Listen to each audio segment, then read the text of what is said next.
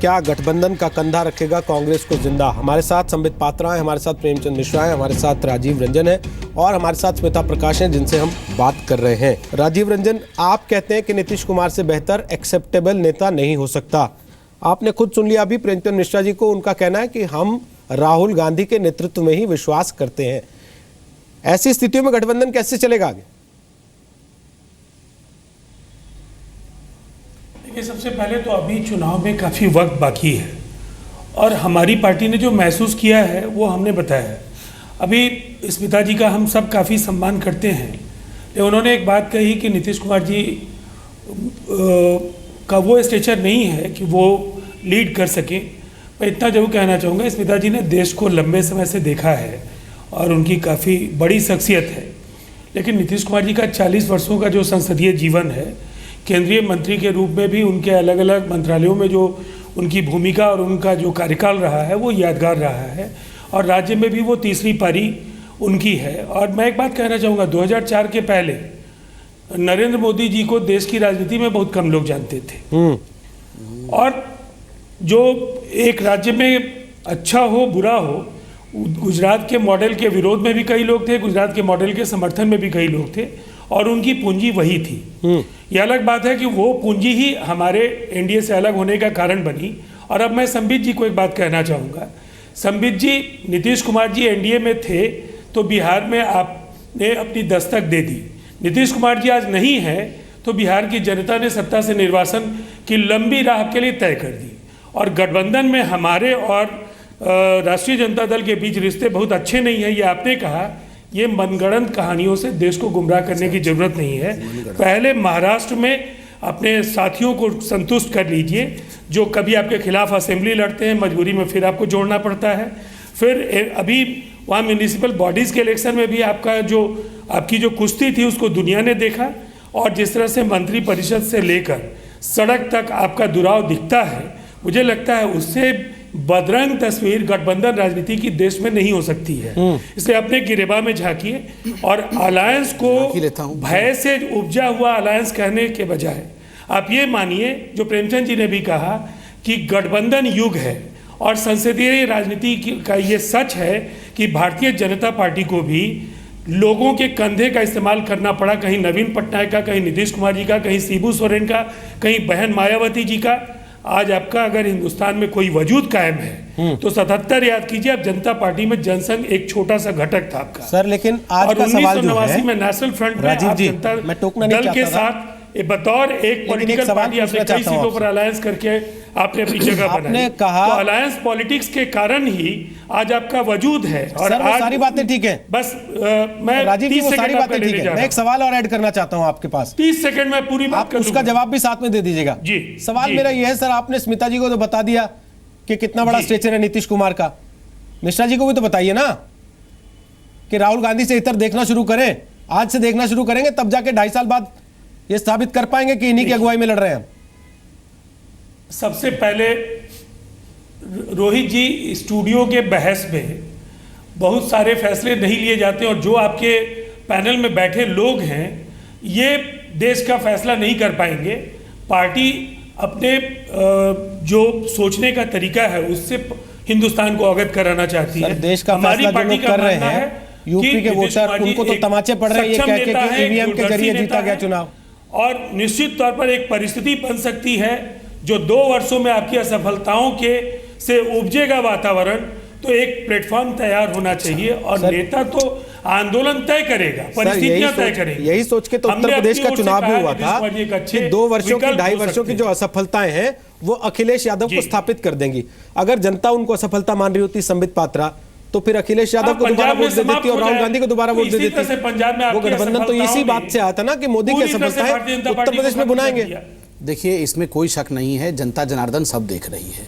अभी राजीव रंजन जी जो बोल रहे थे कि 2 वर्षों में हम और खराब काम कर देंगे, ऐसा हो जाएगा तो ऐसा हो जाएगा, अलायंस जीत जाएगी, ये तो छीका फूटने वाला बात कहते हैं ना कि बिल्ली के भाग में छीका। सर सुन लीजिए, मैं आपको पूरा सुना हूँ, वो छीका टूटेगा तो ये मक्खन खाएंगे। तो आप मेरे पहले सेगमेंट में मैंने कह दिया, ठीक है ठीक है ठीक जो है, कुछ गोवा में और मणिपुर हो गया सर। सर सुन तो लीजिए, मैंने सुना आपको इतने देर के लिए, अब दूसरों को भी सुन लीजिए। यहाँ भी अलायंस करके हम लोग को बोलने नहीं दीजिएगा, ऐसा थोड़ी होगा। सुन लीजिए। अच्छा ठीक है ठीक है, आप लोग सुप्रीम कोर्ट से बड़े हैं सर, वो लालू प्रसाद यादव जी के कोर्ट सुप्रीम कोर्ट से बड़ा है, जो लालू जी कहेंगे वही सुनना पड़ेगा क्या?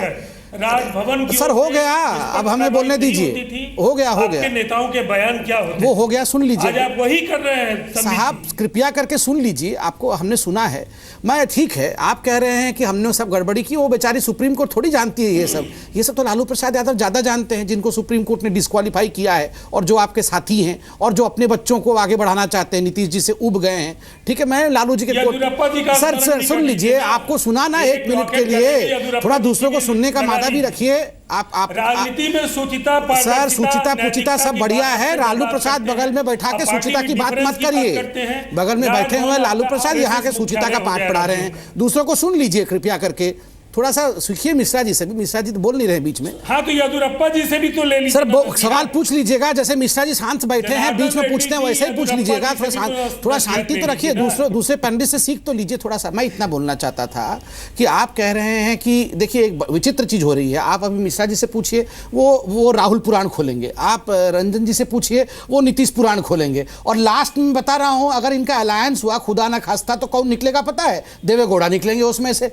तो ये देश कॉम्प्रोमाइज वाला कैंडिडेट नहीं चाहता है, देश चाहता है परफॉर्मिंग प्राइम मिनिस्टर जिनका नाम मोदी है। और देश अब उनसे, जब मैं स्मिता जी को कह रहा था कि अरिथमेटिक वर्सेस केमिस्ट्री, स्मिता जी ठीक कह रही हैं, राजनीति में अरिथमेटिक का एक बहुत महत्वपूर्ण रोल होता है, इसमें कोई दो मत नहीं है। मगर अब ये देश एस्पिरेशन का देश है, इसलिए इस देश ने जो वोट बैंक की पॉलिटिक्स थी कि 100 टिकट दे देंगे मुसलमानों को और फिर मुसलमान केवल इसी को वोट करेगा, बड़ा सिंपल इलेक्शन है, हम निकल जाएंगे, उससे बाहर निकल चुका है। गणित से ज्यादा रसायन तो वैसे भी तय कर लिया ना। स्मिता जी ने पहली लाइन आपके लिए भी कही थी, उसको आपने जानबूझ के किनारे कर दिया। कौन सा बताइए, जवाब दूंगा। सीट किसी की कितनी भी आए, सरकार हम ही बनाएंगे ना, मैं बताता हूं, मैंने उसका अभी जवाब दिया।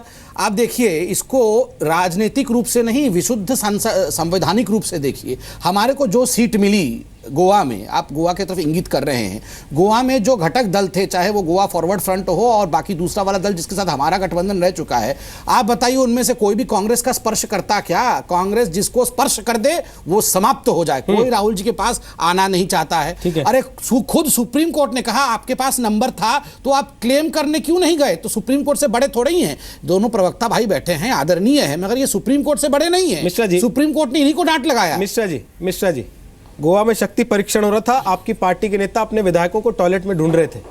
आप गठबंधन करना चाहते हैं, गठबंधन के लिए ज्वाइनिंग फोर्स बनना चाहते हैं, राहुल गांधी को उसमें लीड कराना चाहते हैं। पहले अपनी पार्टी को तो एक कर लीजिए। रोहित जी, अगर आप समय दें तो चूंकि गोवा की चर्चा हो गई है तो ये भी देश को पता चलना चाहिए कि गोवा में कैसे कैसे महापाप किए इन्होंने। सर सरकार बन गई ना, अब तो महापाप सरकार बन गई सर, और फ्लोर पे गिरी भी नहीं। सुन, बन गए तो फिर चर्चा क्यों कर रहे हैं? तो ठीक है, तो उस पर चर्चा मत करिए। हमने भी समय मांगा था गवर्नर से, हमें समय नहीं मिला।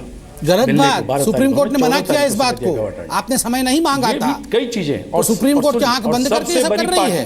सुनिए सुप्रीम कोर्ट भी सरकार के कहने पे चल रही है क्या सर? अपनी बात का आप खुद उल्लंघन कर रहे हैं। कैसे उल्लंघन कर रहे हैं? मैं सवाल पूछ रहा हूँ, सुप्रीम कोर्ट सरकार के कहने से चल रही है, मैंने नहीं आप ये कहना चाहते हैं मिश्रा जी? नहीं, बात को बदलिए नहीं, मैं बदल नहीं रहा हूं, मेरा सवाल है। नहीं, मैं जो कहना चाह रहा हूं, सरकार के कहने से चल रही है, केंद्र सरकार के कहने से। आप अपनी व्याख्या मत करिए। क्या सुप्रीम कोर्ट भी राज्यपाल हो गई है आपके मुताबिक? का अगर इस देश में कोई पॉलिटिकल पार्टी सम्मान करती है, सुप्रीम कोर्ट का अगर कोई पार्टी सम्मान करती है तो कांग्रेस है, और हम आगे भी करेंगे। हम इस फैसले का भी सम्मान करते हैं। मैं जो कह रहा हूं, जो हुआ है उसकी बात। गोवा में इनकी सरकार थी, इनके चीफ मिनिस्टर थे, इनको बहुमत नहीं मिला, इनको हार मिली है, यह गोवा का मैंडेट है, और आप वहां चोर दरवाजे से सरकार। आपके अपने विधायक कह रहे हैं कि हमारे प्रभारी फेल हो गए, कैसे सरकार बनाया? आपके प्रभारी साहब आज सुबह से लगातार ट्वीट कर रहे हैं, सफाइयां दे रहे हैं, क्यों सफाई देनी पड़ रही है उनको? वो सी बीच में घूम रहे थे, सेल्फी ले रहे थे, और यहाँ सरकार बन गई।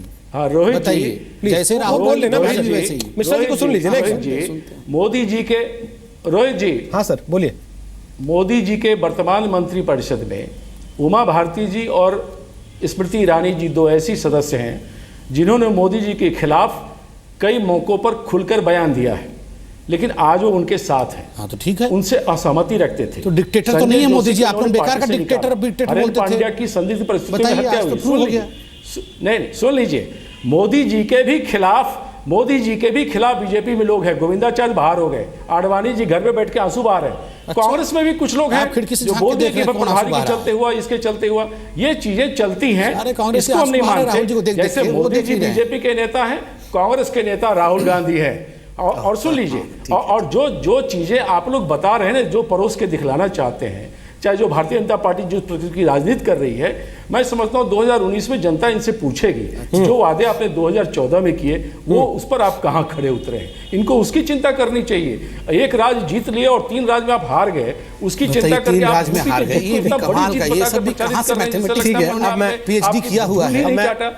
आप पंजाब में भी हारे हैं, ठीक है, आप बंगाल में भी हारे हैं, आप दिल्ली हारे, आप बिहार हारे, अब आने वाले समय गुजरात भी हारिएगा। ठीक है सर, मैं कह रहा हूं कि इन चीजों को लेकर अहंकार मत पालिए। कौन अहंकार पाल रहा है? मनीष तिवारी के बाइक को सुनिए कल का। कांग्रेस पार्टी क्या कर रही है, हमारा लीडर कौन होगा, हम किस नेतृत्व में काम करेंगे, यह बताना आपका काम नहीं है। आप बताइए कि चाहते हैं राहुल जी। ठीक है सर, तो इसमें नाराज होने की बात नहीं है सर, कांग्रेस की राह, इसमें नाराज होने की बात नहीं है मिश्रा जी, इसमें नाराज होने की बात नहीं है। आपको अपने नेताओं को भी थोड़ा सा पकड़ना पड़ेगा कि वो कब कहां जाके क्या बोले, तो इस बात का ध्यान आप लोगों को भी रखना पड़ेगा। स्मिता प्रकाश, मैं लास्ट कमेंट के लिए आपके पास आ रहा हूं।